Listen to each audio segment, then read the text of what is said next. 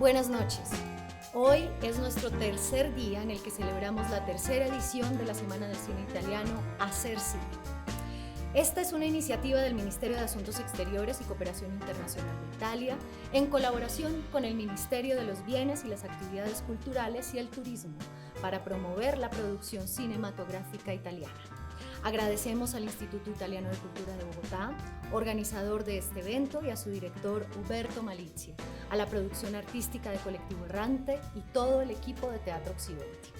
Le doy la palabra a Carlos Sepúlveda, director de Teatro Occidente, quien nos brindará, como cada noche, un pequeño contexto sobre la película que veremos hoy, Roma, Ciudad Abierta, de Roberto Rossellini. Gracias, Beatriz. Roma, Ciudad Abierta, 1945, Roma. Es muy difícil, digamos, este momento histórico. Efectivamente han ocurrido pues todo el tema de la ocupación fascista a las principales capitales europeas, y Roma no es la excepción. Toda la dinámica fascista que se ha cernido sobre Italia pues entra con toda la fuerza y con toda la violencia en la ciudad de Roma, y hay un personaje muy importante que digamos que es el sacerdote, que de alguna manera representa un padre de la Iglesia Católica, Pietro, que representa de alguna manera como todo el tema de la resistencia y el apoyo a la resistencia, la solidaridad y toda esa dinámica de la resistencia italiana, que también tuvo eco en Francia, etc. En nuestro país también el tema de la guerra era muy efectivo, digamos, estábamos viviendo momentos de crisis, de una crisis de los partidos, y ese tema de cómo la Iglesia ha venido acompañando los procesos de solidaridad de los pueblos son también determinantes en Latinoamérica. Nosotros, por ejemplo, en Latinoamérica tenemos todo un movimiento de pensar el Evangelio muy cercano a los procesos de la teología de la liberación.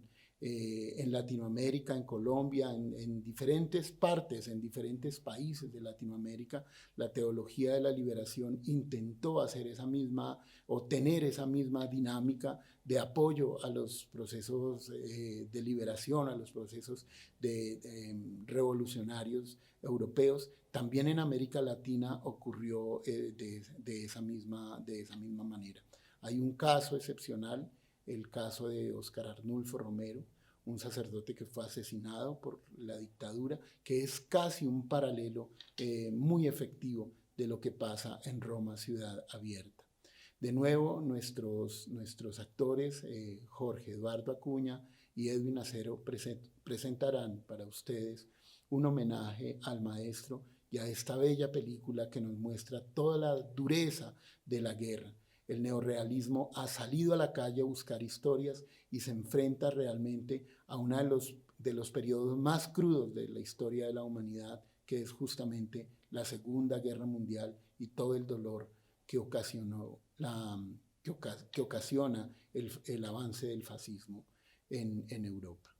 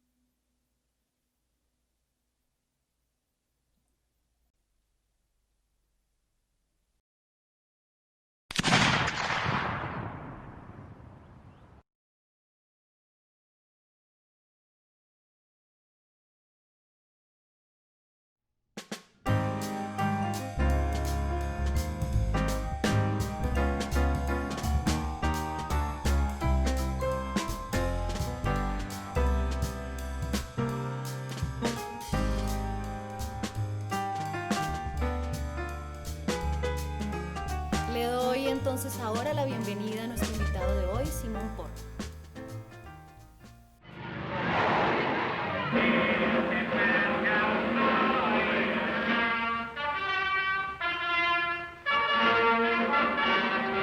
Ingegner Giorgio Manfredi.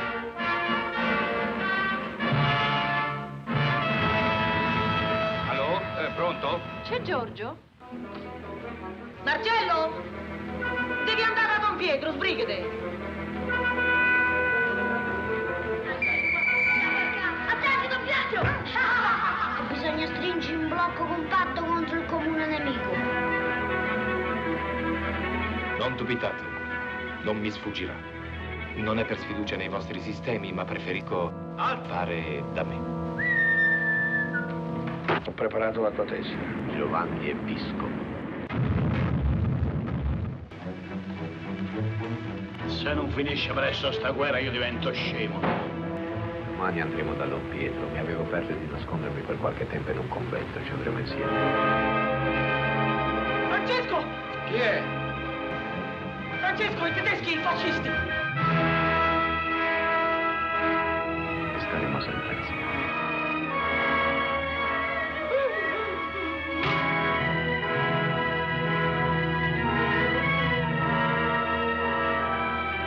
Ci sono dei momenti che non ne posso proprio più. St'inverno sembra che non debba finire mai.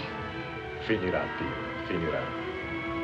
E tornerà pure la primavera. E sarà più bella delle altre, perché saremo liberi. Francesco! Francesco! Lina! Lina!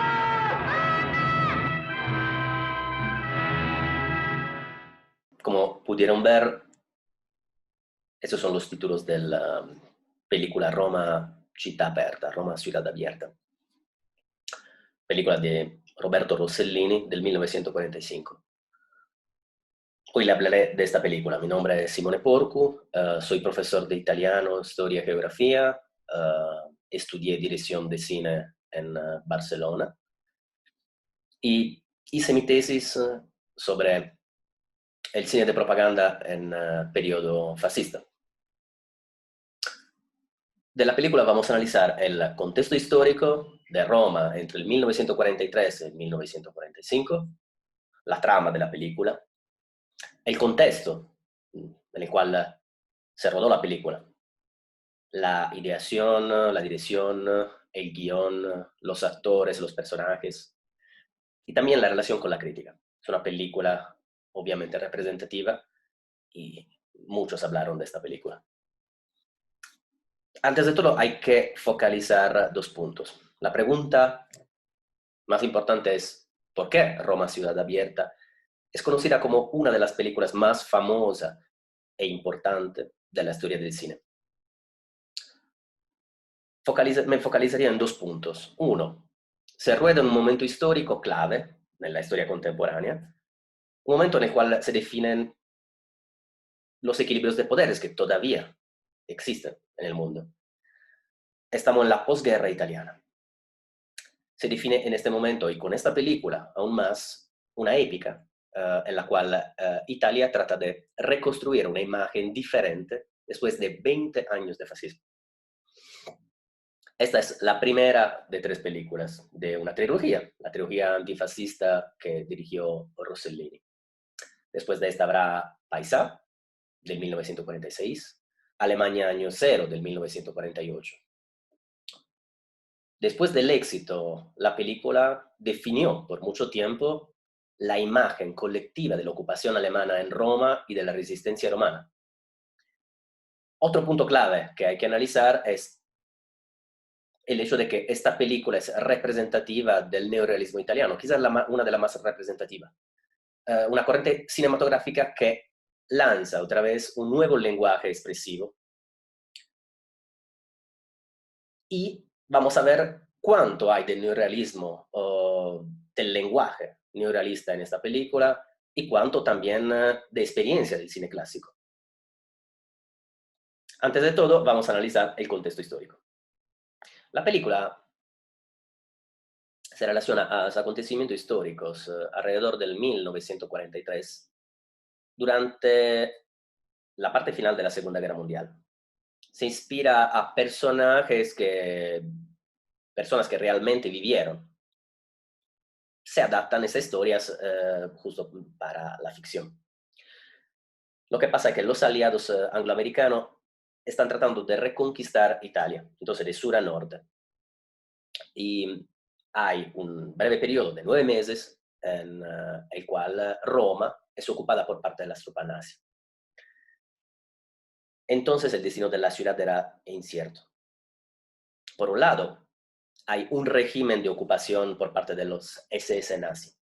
Por el otro, hay un grupo de resistencia clandestina en la capital, y entonces empiezan a construirse las alianzas políticas futuras, que serán las alianzas políticas constitucionales, que serán las bases para la reconstrucción de la posguerra.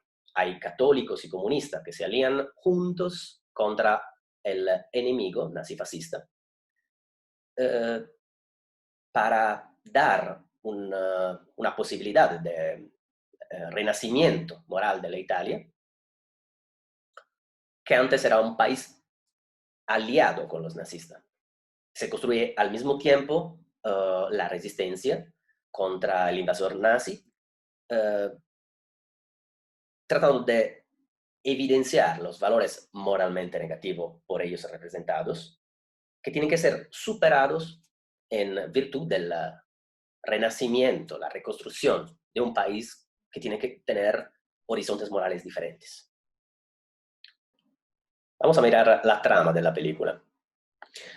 Los acontecimientos de la película se desarrollan en un barrio popular de la ciudad, prevalentemente y la sede de los nazis, de la SS nazi que controlan la capital. La mayoría de las situaciones están entre estas dos locaciones y la ciudad. Hay muchas situaciones que se desarrollan en la calle y es un elemento nuevo que lo encuadra ya en un marco neorrealista. Hay un cura católico y un miembro del Partido Comunista de la Resistencia que trabajan contra el común enemigo nazista que ocupa la ciudad. Estamos después del armisticio que firmó Italia. Hemos dicho que los aliados están llegando hasta Roma, pero todavía la capital queda abierta. Desde ahí el título Roma, ciudad abierta. No tiene claro quién la controla, aunque estén los nazis. Y se espera la llegada de los aliados. Un personaje, Giorgio Manfredi, que es un militante comunista importante en la resistencia romana, huye a un intento de arresto, de captura por parte de la policía, y se refugia en la casa de su amigo Francesco, que es un tipógrafo antifascista. Francesco el día siguiente debería casarse con Pina, una viuda que tiene un niño. En esta misma casa vive Lauretta, que es una artista que trabaja con otra joven que se llama Marina, que tiene una relación sentimental con Giorgio Manfredi, el cual Giorgio quiere ya troncar esta relación por diferencias caracteriales de horizontes, de objetivos, de horizontes morales. En este momento está también Don Pietro, que se puede definir el protagonista de la película, que es el cura del barrio, que siempre trata de ayudar a las personas que están perseguidas políticamente y los partesanos. Todo el mundo lo quiere. Vamos ahora a mirar el contexto del trabajo de la película. Cómo fue ideada, en qué fecha, cuáles fechas, cuál es el punto de vista del director, cómo se llegó al guión de la película, los actores principales y los personajes de la película. Uno de los guionistas dijo esta frase: Roma città aperta es un complejo de circunstancias favorables casi que podría poner en duda el Espíritu Santo. Pasaron tantísimas cosas y hay que entender unas circunstancias muy complicadas en la cual se rodó. La película se ideó y escribió entre el septiembre y el diciembre del 1944. Se empezó a rodar entre el enero y junio del 1945 y se proyectó en el septiembre del 45. Cuando ya acabó oficialmente la guerra. Entonces, ya en el 46 obtuvo el premio al Festival de Cannes, el Grand Prix como mejor película. Pero hay que acordar que, aunque Roma fuera ocupada antes del 8 de septiembre del 1943, será liberada solo en el junio del 1944. Y habrá que esperar el abril del 1945 para que la guerra acabe definitivamente por toda Italia. ¿Cómo se ideó? Antes la idea era rodar un documental que se intitulaba Historias de ayer. Un documental sobre un cura, don Giuseppe Morosini. Luego se desarrolló el proyecto de un largometraje. Y entonces se empezó a rodar desde enero del 45. Antes que hubiera el fin de la guerra en toda Italia. Porque al norte, como hemos dicho, siguió la guerra hasta el abril del 45. Entre los guionistas podemos encontrar Sergio Amidei, Alberto Consiglio, Ferruccio Disnan y, en este caso, también Federico Fellini. Federico Fellini era muy ligado al actor Aldo Fabrizi, que interpreta el papel del cura. En los títulos de los créditos que hemos visto, se declara que los personajes de esta película, aunque se inspiran a la crónica trágica y heroica de los 9 meses de ocupación nazi, son imaginarios. Entonces, cada identidad, de hecho, personajes reales son puramente casuales. De hecho, se inspira en realidad a personajes que vivieron. Ya el protagonista, Don Pietro Pellegrini, es el nombre del personaje, que es actuado por Aldo Fabrizi, se inspira a la figura de dos curas, antes de Don Pietro Papagallo, y luego después más se modela en la figura de Don Pietro Morosini. Ambos curas fueron perseguidos por la resistencia y fueron matados por la resistencia. Otro personaje es Pina, personaje clave más icónico de la película. No es el protagonista, pero la escena de Pina que vamos a ver, la que queda en el imaginario colectivo, la más representativa de la película. El personaje de Pina es actuado por Anna Magnani y se inspira a la historia de una persona del pueblo de Roma, se llama Teresa Gullace, que era la mamá de 5 hijos. Esperaba también un sexto, como de hecho el personaje de Pina, que tiene un hijo, y que es matada por parte de un soldado nazi en el marzo del 1944, ya que protestaba por el hecho de que su marido fue encarcelado. Otro personaje es Luigi Ferraris, alias Giovanni Episcopo, conocido cuando empieza la peli como Giorgio Manfredi, que es interpretado por parte del regista, del director y actor Marcello Pagliero. Parece inspirarse a Celeste Negarville, que era un exponente del primer plano del Partido Comunista y director dell'Unità, que es el periódico del Partido Comunista. L'antagonista de la película, el principal antagonista es el Maggiore Bergman, interpretado por parte de Harry Feist, inspirado tanto a Herbert Kappler, que era el comandante de la Gestapo en Roma, quanto a Eugen Dolman, el coronel de la SS en la capital. Una de las imágenes más representativas de la película es la muerte de Pina. Antes de esta escena hay una parte un poco más cómica, donde se ve el cura y el niño en la habitación. Luego vemos un soldado nazi que se acerca a ella y trata de manosearla.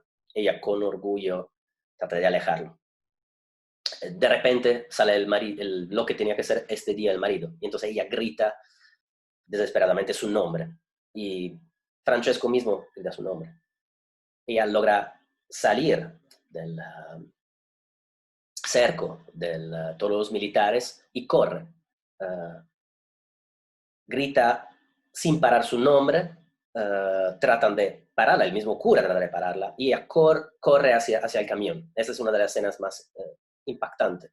Se ve ella que levanta la mano, grita su nombre y es acribillada de repente, inesperadamente, por parte de los militares. El niño se le acerca, trata de abrazarla, un policía lo lleva afuera, un guardia, y el cura acaba con el cuerpo de Pina en sus manos, en una posa que es una posa de iconografía cristiana.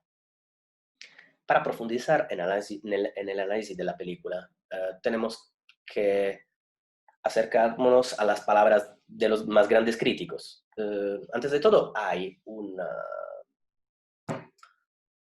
utilizo de dos actores, que son dos actores bien estructurados, que son Anna Magnani y Aldo Fabrizi, que sustenta una trama dramática, alternándola con secuencias también cómicas, hasta grotescas, en función también de los momentos más contundentemente dramáticos. Uno de los ideólogos más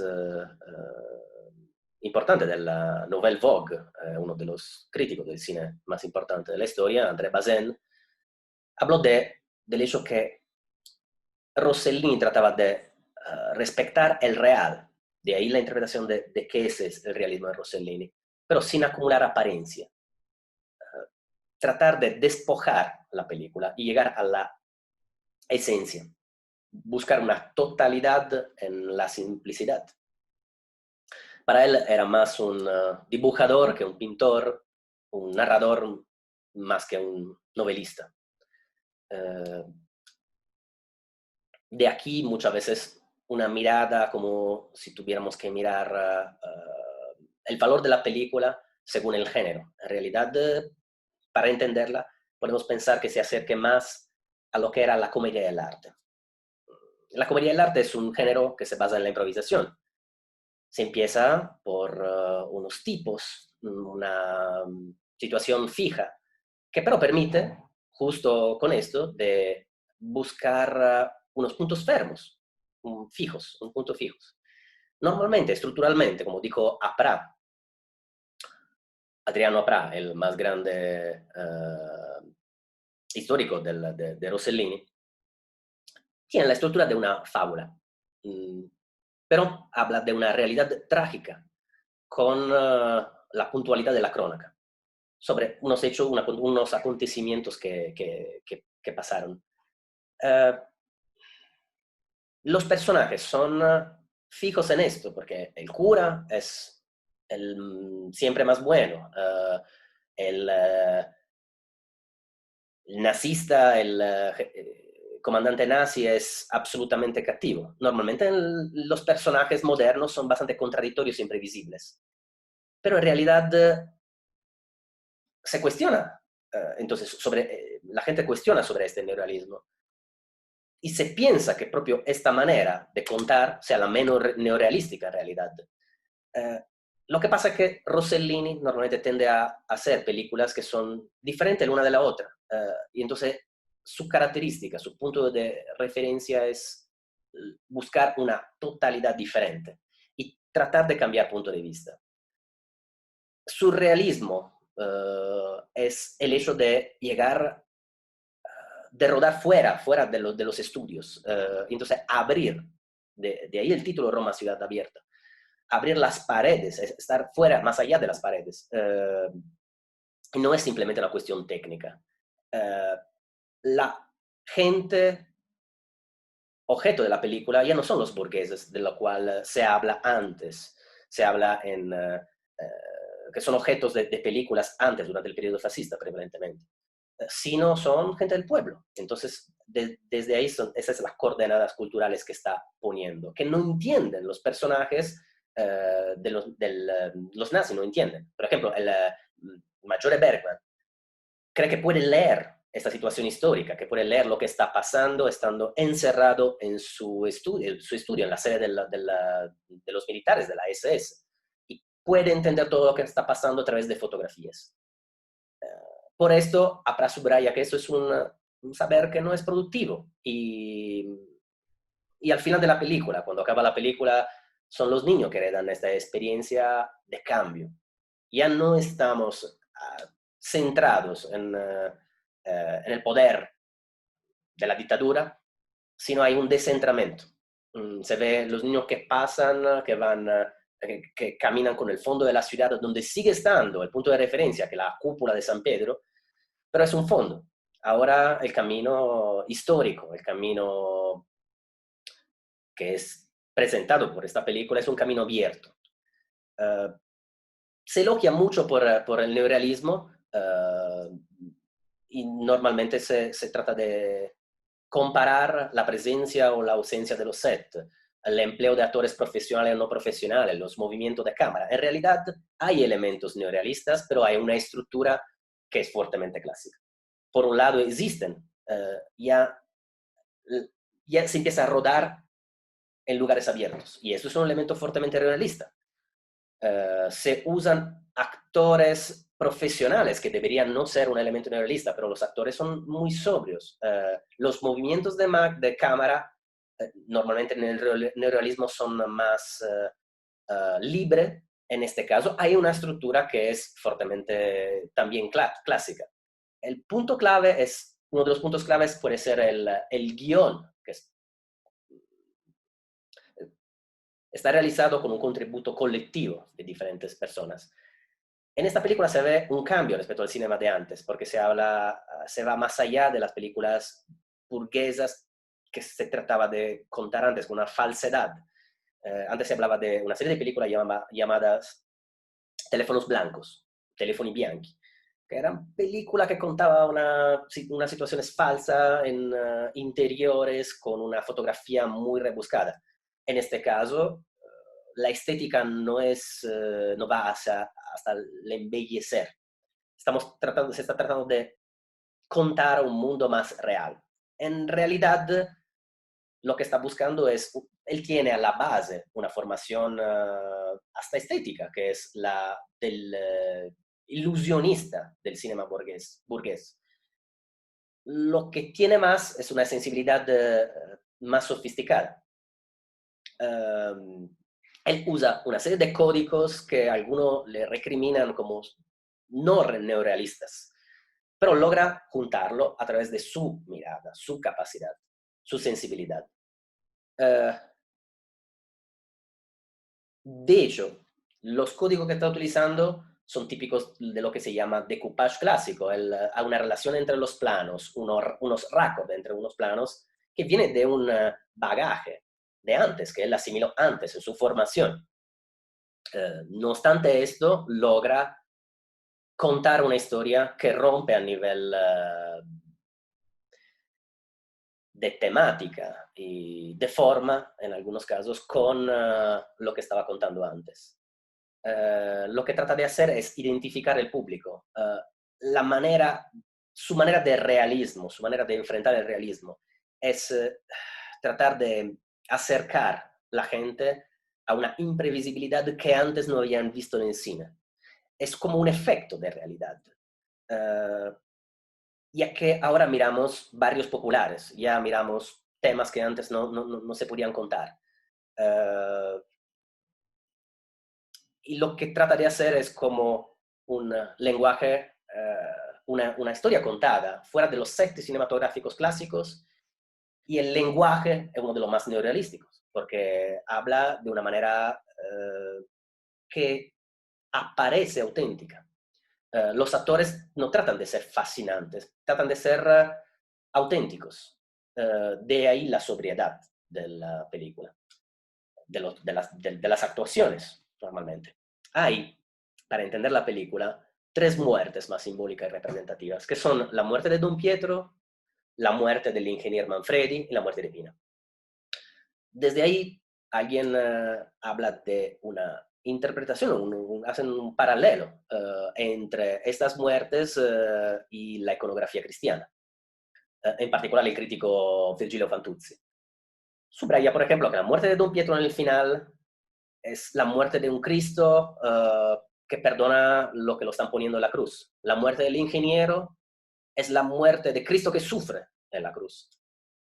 Y en este caso, la imagen más representativa que hemos visto en esta secuencia es la muerte de Pina. Es la muerte más icónica, que nos hace pensar exactamente a la escultura marmórea de Michelangelo que está en la Basílica de San Pietro, en Roma. Si miramos esta imagen y tenemos presente la imagen de la piedad de la Virgen que tiene el cuerpo de Cristo es la misma imagen del cura que tiene el cuerpo de Pina, en este caso. La película que hace se pone al servicio de una función mítica, tratando de comunicar una unidad de intentos entre los diferentes partidos políticos, las facciones diferentes que estaban al interior de la resistencia, que iban desde los católicos, había hasta monárquicos, hasta los comunistas. Y entonces acá se crea el mito patriótico, o una memoria positiva de la guerra, que sirve para el imaginario colectivo para quitar, para alejarse del trauma de la dictadura y de la guerra. Para hacer esto, no se busca una estética embellecida, sino una manera de enfrentar sobria. Por eso logra juntar elementos que son extremos.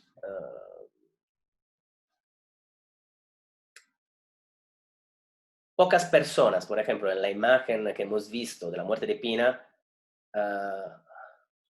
pocos directores lograrían de pronto tratarla de esta manera, que pudieran ser muchos, tratar de ampliar esta imagen. Él normalmente no logra darle no intenta ponerle una suspense como podrían hacer diferentes directores. Para él, para Rossellini, los planos, los bellos planos, no existen los bellos planos, existen planos necesarios que sean un momento de gracia, como dijo Jacques Rancière. Y lo que hay en esta película, subraya, por ejemplo, este crítico, es la unión entre ética y estética. Por eso, como dijo el más grande crítico de la historia del cine italiano, Brunetta, con Roma, Città Aperta, tenemos la primera película que va a señalar un camino en dirección de un horizonte que sea nuevamente humanizado.